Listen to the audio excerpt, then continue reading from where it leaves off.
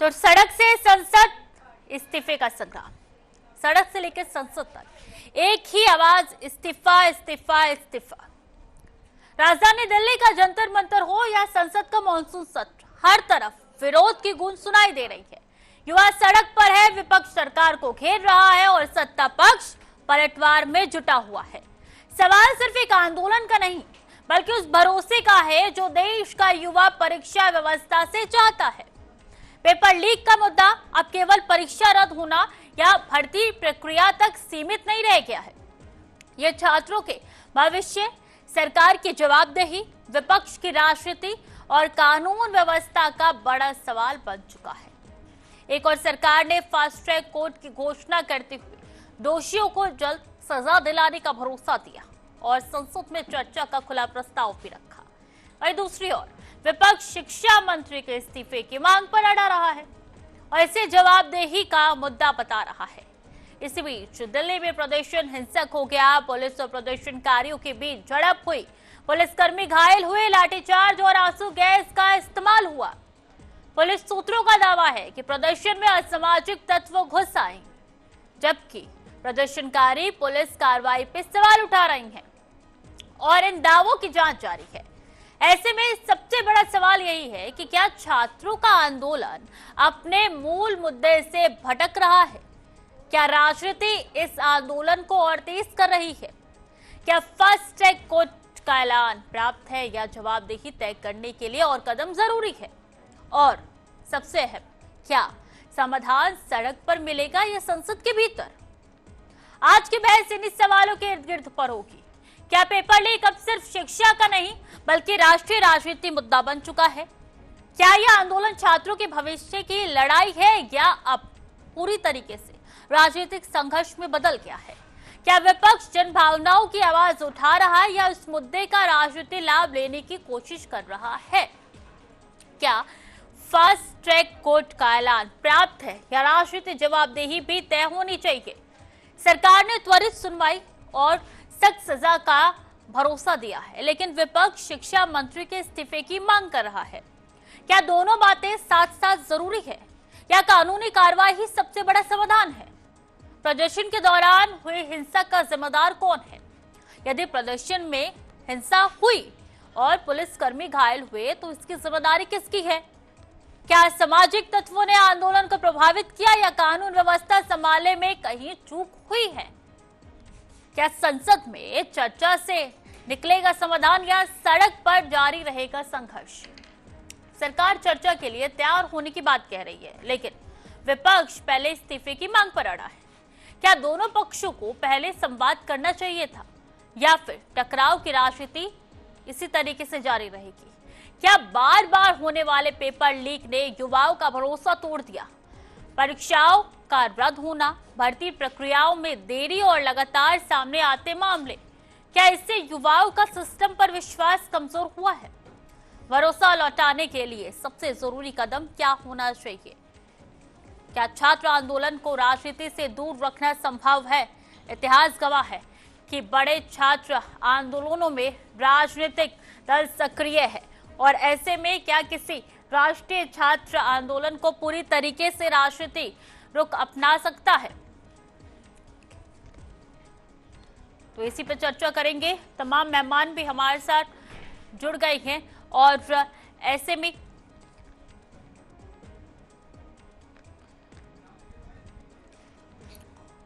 तमाम मेहमान हमारे साथ जुड़ चुके हैं, उनका रुख कर लेते हैं। हमारे साथ कांग्रेस प्रवक्ता जुड़ चुके हैं और अनिल शर्मा हमारे साथ कांग्रेस प्रवक्ता है, शांत प्रकाश जाटव हमारे साथ जुड़ चुके हैं जो बीजेपी के नेता है और हमारे साथ इस पूरे मुद्दे पर एक राजनीतिक विश्लेषक भी जुड़ चुके हैं। उनसे तारुफ करवा दूं, निरंजन पौदार। आप तीनों को बहुत बहुत स्वागत है टीवी 100 पे। सबसे पहले मैं शुरुआत जो है वो शांत जी आपके साथ करना चाहूंगी। क्या शांत प्रकाश जी, ये जो बच्चे आंदोलन कर रहे हैं, सड़क पे उतरे हुए हैं और जो व्यवहार इनके साथ किया जा रहा है वो जायज है? सब कुछ देखिए, क्या बीजेपी अनदेखा कर रही है इन सब चीजों को? देखिए, मैं ये मान करके चलता हूँ कि ये जो बच्चे इस वक्त में आंदोलन कर रहे हैं, जो एक्चुअल में जो बच्चे जो हैं, विद्यार्थी हैं, उनकी मांग बिल्कुल जायज है और किसी भी प्रकार से ये नकल जो है वो स्वीकार्य नहीं है। और मैं आपके चैनल के माध्यम से एक बात और कहना चाहूंगा कि हमारी सरकार के अलावा नकल के विषय पर किसी अन्य सरकार ने, किसी भी प्रदेश की सरकार ने कोई कदम नहीं उठाए। 1991 में कल्याण सिंह जी जिस वक्त चीफ मिनिस्टर थे और राजनाथ सिंह जी इस वक्त शिक्षा मंत्री थे, 1991 में वो नकल विरोधी कानून लेकर के आए। उसी कानून को समाजवादी पार्टी, बहुजन समाज पार्टी ने 94 में, 1994 में खत्म कर दिया। यानी नकल करने वाले जो छात्र हैं उनके पक्ष में उस कानून को खत्म कर दिया, रद्द कर दिया। जब हम 2024 में हमने एक public examination prevention of unfair means act 2024 हमने लागू किया है, जिसमें नए कानून में जो सजा का प्रावधान रखा गया, 3 से 10 वर्ष तक की सजा है, 10 लाख से 1 करोड़ रुपए तक का जुर्माना है, पेपर तो माफिया, सजा इतनी कड़ी होती तो किसी की हिम्मत ही नहीं होती ऐसा कदम उठाने के लिए। शांत जी, अगर सजा इतनी कड़ी होती तो किसी के अंदर तो हिम्मत ही नहीं होती। 10 बार क्या वो इंसान 100 बार सोचता। लेकिन कहीं ना कहीं दोषी तो है ना इसमें बीजेपी की। बिल्कुल बिल्कुल आपकी बात ठीक है, क्योंकि अभी 2024 में ये कानून हमने लागू किया है और उसके बाद लोगों के ऊपर नकेल कसी जा रही है। बड़ी बड़ी मात्रा में जो है लोगों को अरेस्ट किया जा रहा है।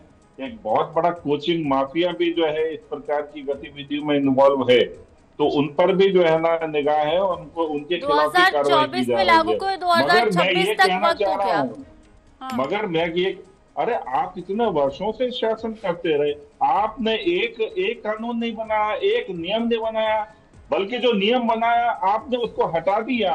और उसके बाद में क्या कांग्रेस के समय में नकलें नहीं होती थी? बिल्कुल होती थी और बहुत बड़ी तादाद में होती थी। बोर्ड के ऊपर लिख करके नकलें अरे कांग्रेस ने क्या किया, वो उनके समय की बात थी। कांग्रेस का शासन गया, बीजेपी का शासन है। आप मौजूदा स्थिति की बात कीजिए। 2024 में हमने कानून बनाया है, इस पर सख्त कार्रवाई होने जा रही है। आप बिल्कुल निश्चिंत रहें। मैं पूरे देश के सभी विद्यार्थियों को मैं आश्वस्त करता हूं कि हमारी सरकार इतना सख्त नियम लागू करके, इम्प्लीमेंट करके जो है, जिन लोगों को ये माफिया जो काम कर रहा है उसके खिलाफ। शांत जी, आप मानेंगे या नहीं मानेंगे, लेकिन सख्त अगर नियम होते तो ये बच्चे सड़क पे नहीं होते। सख्त अगर नियम होते 2024 से 2026 में 10 बार पेपर लीक नहीं होता। और ज्यादा दूर की बात नहीं है, मई महीना ही है। आप मुझे एक बात बताएं, क्या इससे पहले कभी नकल नहीं हुई? अरे क्यों नहीं हुआ? हुआ है। इससे पहले सुनिए, इससे पहले भी नकल हुई है। तो क्या उनकी सरकार में जो हुई हम भी अपनी सरकार में करवाएंगे? जो उनकी सरकार में आप उसको ठीक करेंगे या नहीं करेंगे? सरकार क्यों बदलती है? सिस्टम को ठीक करने के लिए तो ठीक कीजिए ना सर। सिर्फ कानून है, प्रावधान है, इससे नहीं कर रहे हैं और वो सख्त कार्रवाई होगी। मैं ये कहता हूँ कि जो छात्र हैं उनको गुमराह ना करे। ये वर्तमान में जो विपक्ष है, तमाम तरीके की राजनीति, उनके पास में अपना स्टैंड क्लियर नहीं है। वो ये नहीं तय कर पा रहे कि हम इसका विरोध कैसे करें, और ये आपस में बट गए। और यहाँ तक के जो विरोध करने वाले लोग हैं उसमें भारत तोड़ने वाले लोग, भारत को बांटने वाले लोग, मैं विपक्ष को इसमें लाई नहीं रही, मैं विपक्ष को इसमें लाई नहीं रही। मैं डायरेक्ट जमीनी स्तर से आपसे बात कर रही हूँ। मैं विपक्ष को लाई नहीं रही इस पूरे डिबेट में। सुनिए शांत जी, मैं विपक्ष को नहीं ला रही, मैं जमीनी स्तर से बात कर रही हूँ। जो तस्वीरें निकल के सामने आ रही है अलग अलग राज्यों से, मैं उसकी बात कर रही हूँ। विपक्ष पे आप सब कुछ डाल के अपने आप को साइड नहीं कर सकते। मैं विपक्ष को लाई नहीं रही इस पूरे मामले पर। मैं बच्चों की बात कर रही हूँ, मैं बच्चों की बात कर रही हूँ। उन बच्चों को इतना पीटा जा रहा है। आप बताइए कि अगर इतना बताएं, आप पत्थर क्यों मार रहे हैं? वो देखो, छात्र पत्थर नहीं मार रहे, मगर छात्रों के बीच में जो गुंडे तत्व घुसे हुए हैं वो किस तरीके से वहां पर हरकत कर रहे हैं। पुलिस रिकॉग्नाइज करे ना उन लोगों को, पुलिस रिकॉग्नाइज करे।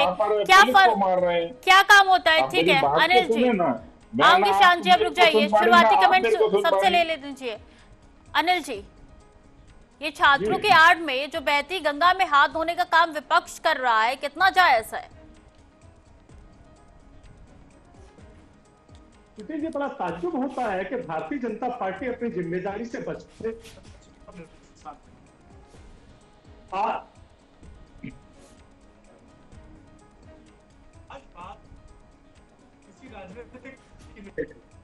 आप देखिए छात्रों के हित में सभी राजनीतिक दल वहां एकजुट होकर उनके समर्थन में खड़े हैं। कोई राजनीतिक रोटियां नहीं ये सेक रहा, बात कोई तो अपनी हम- पार्टी की बात नहीं कर रहा। केवल अगर बात की जा रही है तो छात्रों के भविष्य की बात की जा रही है। कोई अगर बात कर रहा है तो छात्रों के साथ जो अत्याचार हो रहा है उसकी बात की जा रही है। लगातार जब से बीजेपी की सरकार बनी है 270 से ज्यादा पेपर लीक हुए और भारतीय जनता पार्टी के लोग इस जिम्मेदारी से बचना चाहते हैं। ये कहते हैं कि कानून बनाया, नकल विरोधी कानून 2024 से लागू हुआ। अरे भैया ये इतना बता दीजिए कि इसके बावजूद भी पेपर लीक कैसे हो रहे हैं कड़ी सुरक्षा व्यवस्था के साथ? कहां है वो व्यवस्था आपकी जो पेपर लीक करने से नहीं बचा पा रही है? आखिर क्यों? इसके लिए जिम्मेदार कौन? अगर छात्र इकट्ठे होकर अगर देश के शिक्षा मंत्री का इस्तीफा अगर मांग रहे हैं तो इस्तीफा देने में जो नैतिक जिम्मेदारी मानते हुए उन्हें इस्तीफा दे देना चाहिए। विपक्ष पर निशाना साधने से आपका काम बनने वाला नहीं है। आप बात करते हैं कि उन पर पुलिस वालों पर लाते पत्थर कहां से बरसा रहे हैं? लगातार देख रही पूरी मीडिया दिखा रही है, सोशल मीडिया दिखा रही है, केवल गोदी मीडिया को छोड़कर। ट्रक भरकर वहां पत्थर कैसे पहुंचे पुलिस की गाड़ियों में? टूटी हुई गाड़ियां पहले से क्यों पहुंची?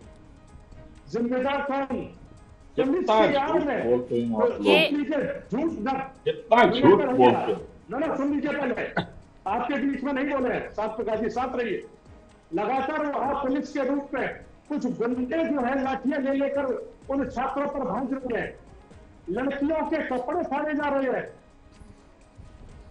अत्याचार हो रहा है, जुल्म हो रहा है। इसके खिलाफ अगर विपक्ष ने आवाज उठाई, उन नौजवानों के भविष्य के लिए आवाज उठाई, तो इनको पीड़ा क्यों हुई? तो इनकी सच्चाई उजागर हो रही है आज। लेकिन किसी न अनिल किसी जी, को आवाज उठानी कहीं ना कहीं इसमें गलती विपक्ष की भी है। जो आंदोलन आज बच्चे कर रहे हैं, जो आंदोलन आज सीजेपी पार्टी, एक छोटी पार्टी जो सिर्फ सोशल मीडिया पे बनाई गई, सोशल मीडिया पे दिख रही थी और रातों रात उसने मुकाम हासिल कर लिया। जब वो पार्टी धरातल पे उतर सकती है तो विपक्ष तो फिर भी बहुत सालों से है। विपक्ष इससे पहले अगर आंदोलन करने को आता है तो शायद ये स्थिति बच्चों की नहीं होती। बिल्कुल बिल्कुल, मैं बताता हूं आपको, सुनिए। इनकी जो पॉलिटिक्स है, बहुत बढ़िया स्कीम इनका चला है, हाउस अरेस्ट। आपको शायद जानकारी होगी क्योंकि आपने बड़े चैनल पर बैठ के सभी देखते होंगे कि तमाम नेताओं को हाउस अरेस्ट कर लिया जाता, उनको घरों से निकलने दिया। 4 पुलिस वाले उनके दरोगा सिपाही उनके घर पहुंच जाते, उन्हें घर से बाहर नहीं निकलने दिया जाता। तमाम नेताओं के साथ ये हरकत होती है। चंद लोगों को निकलते हैं, उसके बाद उन पर केस होती है। विपक्ष अपनी ताकत के साथ आगे बढ़ रहा है, लेकिन हाउस अरेस्ट की नीति कौन सी, कौन पार्टी की, भारतीय संविधान की कौन सी अरे तो धारा के हाउस अंतर्गत अरेस्ट है? बड़े लोगों को किया होगा। हाउस अरेस्ट मान लेते राहुल गांधी को किया होगा, मल्लिकार्जुन खड़गे को किया होगा, प्रियंका गांधी को किया होगा।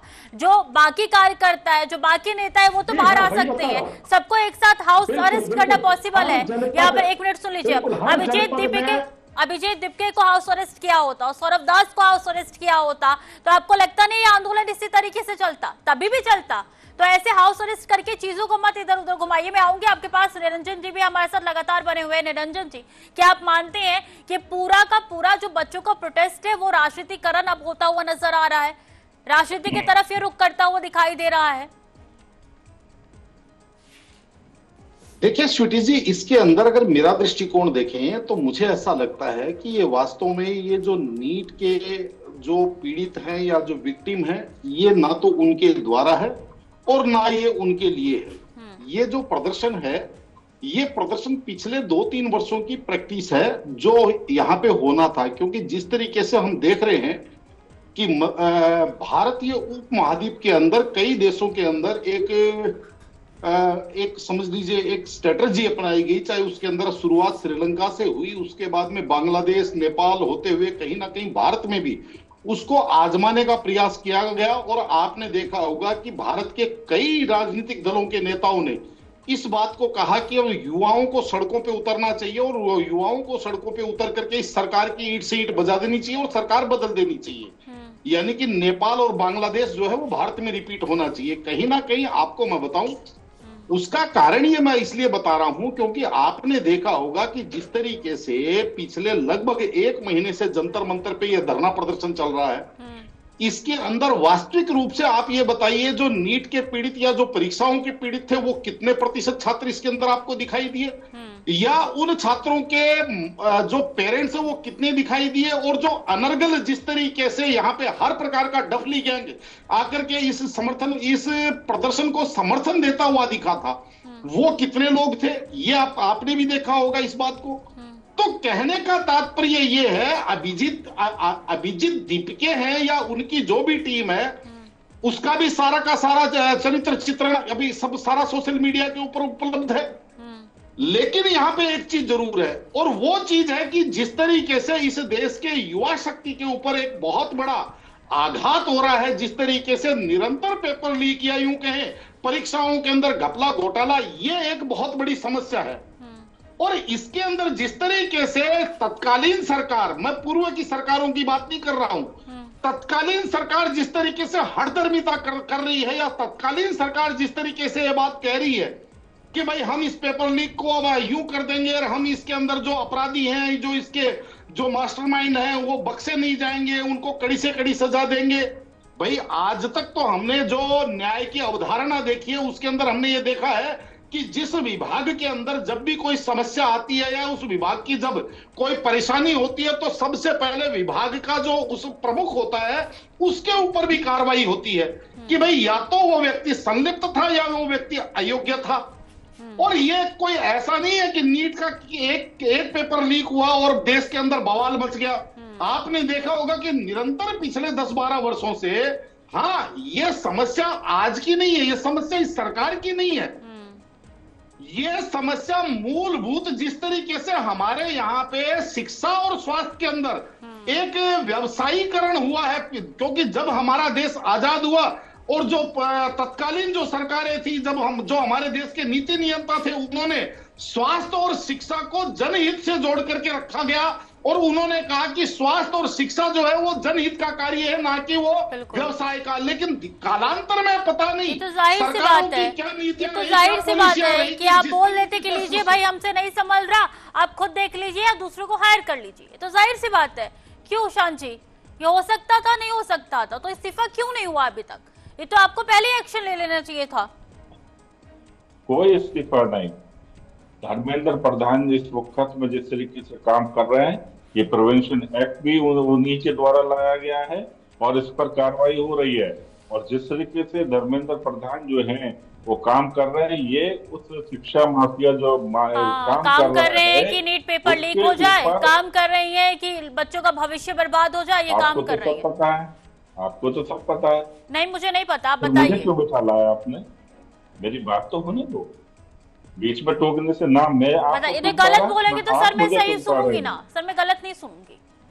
नहीं, गलत फैक्ट पे बात कीजिए, फैक्ट पे बात कीजिए। कई ऐसे नेता है, कई ऐसे मंत्री है जिनके कार्यकाल में काम सही से नहीं हुआ तो उन्होंने तुरंत तत्काल प्रभाव से इस्तीफा दिया। आप मुझे ये बताएं, हमारी सरकार से पहले कौन सी सरकार ने कानून बनाया था?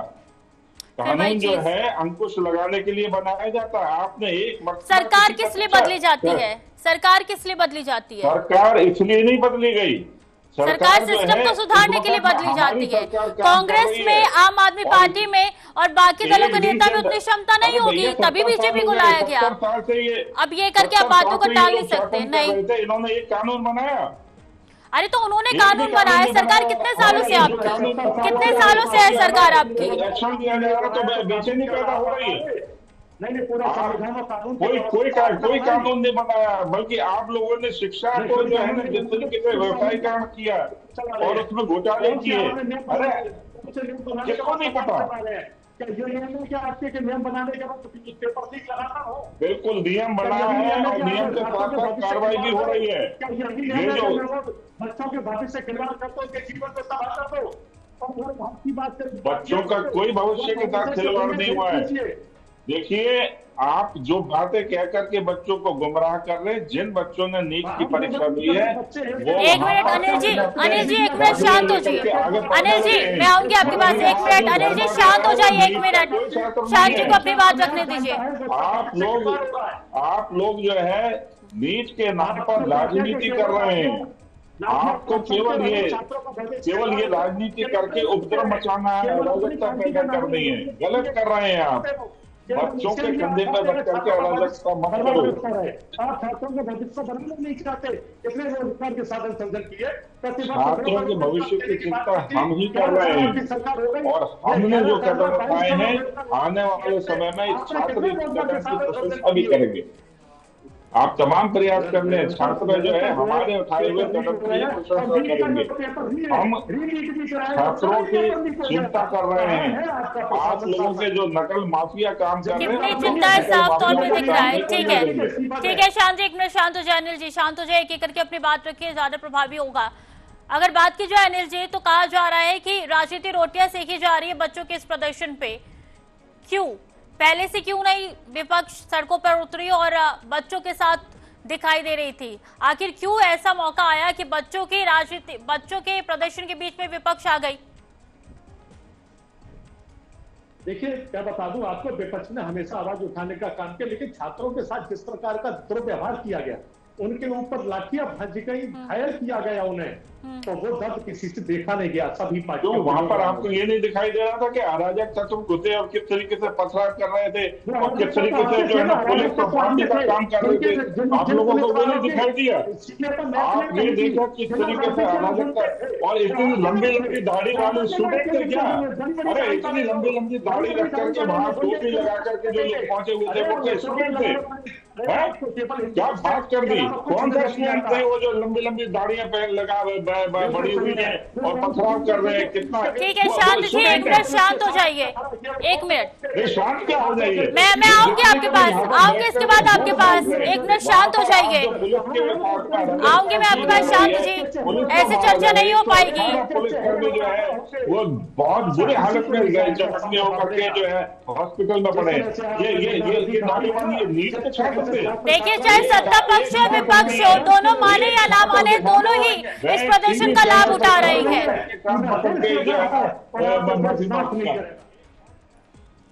चाहे सत्ता पक्ष हो या विपक्ष हो, दोनों इस प्रदर्शन का लाभ उठा रहे हैं, चाहे माने या ना माने।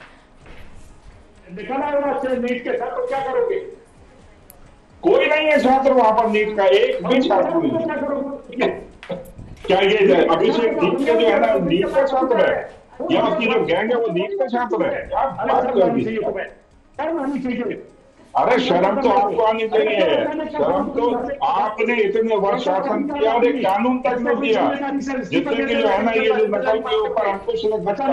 आज हम उस काम को कर रहे हैं, परेशान हो रहे हो आप, क्योंकि नकल करने वाले छात्रों को और नकल करने वाले कुछ करने वाले। अच्छा ठीक है शांत हो जाइए अनिल जी, शांति जी शांत हो जाइए, एक मिनट। अनिल जी एक बात बताइए, जब सिस्टम में सुधार होगा तभी तो काम होगा। धर्मेंद्र प्रधान का इस्तीफा इतना क्यों जरूरी है? आपको सिस्टम में सुधार चाहिए ना। मान लीजिए धर्मेंद्र प्रधान की जगह कोई और बैठे और वही सिस्टम चले, तो फिर आप फिर इस्तीफा मांगेंगे। सुधार जरूरी है, इस्तीफा जरूरी है? अनिल जी जब कोई गलत काम हो जाता तो नैतिक जिम्मेदारी मानते हुए उस व्यक्ति को तत्काल प्रभाव से इस्तीफा, इतिहास गवाह रहा है इस बात का। और दूसरा जनय अगर उस पद पे आएगा फिर भी गड़बड़ी होगी तो क्या करेंगे? उन्होंने इस्तीफा दिए और हमारे मंत्री जो है वो योग्य हैं और वो बेहतर काम कर रहे हैं, कोई इस्तीफा नहीं होगा। हम सुधार करेंगे और सुधार करके ही रहेंगे। अगर योग्यता होती तो पेपर लीक नहीं होते। योग्यता अगर नकल में नीट में जो होगी, छात्र छात्रों बच्चे बिल्कुल चिंता और उनके भविष्य की चिंता। ठीक है, ऐसे चर्चा हो ही नहीं पाएगी सर। आप दोनों बोले जा रहे हैं। अनिल जी फाइनल कमेंट बताइए, 10 सेकंड अनिल जी। 10 सेकंड, क्या मांग है? दे पाए और आप मांग बना रहे टीवी पर बैठ करके, क्या बात है? कानून अगर हमने नहीं दिया तो कानून आपने नहीं अरे कुछ नहीं किया आप लोगों ने, सबसे ज्यादा संविधान देश से खेलने का काम आपने किया। अगर उन्होंने कुछ नहीं किया तो जिसकी सरकार है उसको तो काम करना चाहिए, उसको शिक्षा व्यवस्था में सुधार करना चाहिए। ये बहुत महत्वपूर्ण हो जाता है। बहुत बहुत शुक्रिया श्याम प्रकाश यादव जी हमारे साथ जुड़ने के लिए, अपना वक्त साझा करने के लिए। अनिल जी बहुत बहुत धन्यवाद हमारे साथ जुड़ने के लिए, अपना वक्त साझा करने के लिए। निरंजन पोद्दार भी हमारे साथ जुड़े थे, बहुत बहुत शुक्रिया आपका भी। ऐसे में शिक्षा व्यवस्था एक ऐसी व्यवस्था होती है जो भविष्य तय करती है, बच्चों की पढ़ाई से जुड़ा हुआ एक ऐसा व्यवस्था जो आगे बताती है कि हमारा देश कहाँ जाएगा। लेकिन जब उसी में चीजें उलट पुलट के नजर आए, करप्ट सिस्टम साफ तौर पे जब नजर आए तो कई सवालिया निशान खड़े होते हैं और जो जंतर मंतर से तस्वीरें निकल के सामने आ रही वो तस्वीरें अमूमन देखने को मिल जाती है। ऐसे में देखना होगा आगे चल के सरकार क्या अलग फैसला लेगी, बीच का रास्ता निकालेगी या फिर धर्मेंद्र प्रधान का इस्तीफा होगा। फिलहाल के लिए चर्चा में इतना ही। खबरें लगातार जारी है, देखते रहिए TV100।